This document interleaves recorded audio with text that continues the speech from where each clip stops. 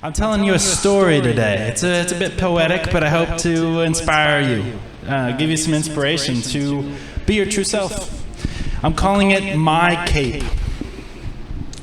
I've not always fit in. I have battled my shyness for much of my early life. Such a focus on it has allowed me to be incredibly personable today. My most memorable run-in with shyness was my introduction to school. I was in kindergarten, being brought to school by my mom, dad, and grandma. I felt remarkably unsafe. I would hide behind my parental figures. I was not socializing, and simply the idea of being in a setting with a bunch of kids I didn't know was foreign to me. I lived in a rural town, and it was rare for me to be around other kids, especially to this magnitude. My parents recognized this, and they each had their approaches to help me through it. All of them were helpful. My dad let me be myself, and my mom welcomed me with her big heart. My grandma, on the other hand, had a stroke of genius. She sewed me a red silk cape, and she gave it to me, saying that I could be courageous in this cape. No one would hurt me, and that I had nothing to fear with it on. From then on, I never took the cape off. I always had it on. I was attached to it, and all that it stood for. I would have to be dead asleep if my grandma were to get it off me to wash it. I went to school proud as can be with my cape. I began socializing and interacting with the other kids. I stood up for kids getting bullied because I was now a superhero, and that's what superheroes did.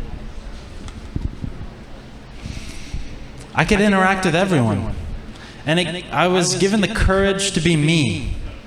I can't thank my support team enough, because that socializing dissolved the shyness that would have caused me to hide from the world. I was seen for who I was with my red cape, and I was free to express myself entirely. I made friends with most of the kids, and before long, the other boys went home telling their parents about my cape. And before we knew it, the whole playground was full of boys wearing red capes. It was a sight to see us on the playground. I was the unofficial leader of this red cape gang, freeing us all from fear and doing what was right like superheroes. At some point, I had outgrown my cape. I no longer had a need for it. I was able to socialize, and my shyness was lifted. I went a long time without the need for a cape, in fact, nearly forgetting about it altogether. Once I became an adult, my mind was equipped to understand the full magnitude of this world. I had just come off the identity crisis search of my late teens, and I felt the eyes of the world on me. I didn't know who I was, and in the midst of this uncertainty, I felt the shyness creep back. At the time, I was attached to wearing fanny packs. They kept all my things in one place, protected by a zipper, which was crucial for my active lifestyle. My dad always had a fanny pack for as long as I've known him. His wisdom was to be me, explaining I could be a poor expression of someone else, or I could be the best expression of me.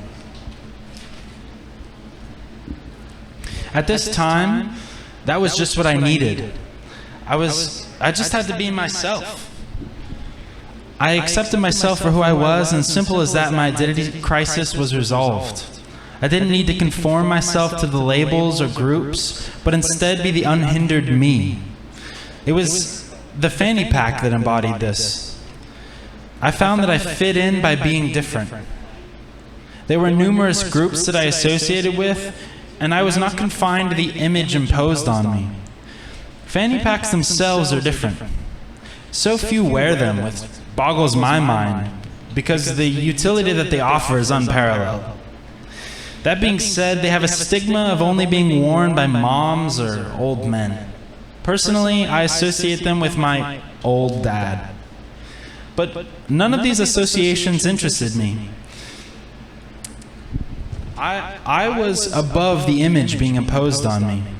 I was going to give it my own image. I was once again invincible. The opinions of others could not hurt me. I had nothing to fear. I was free to be my courageous self. I was reunited with my cape in a different form.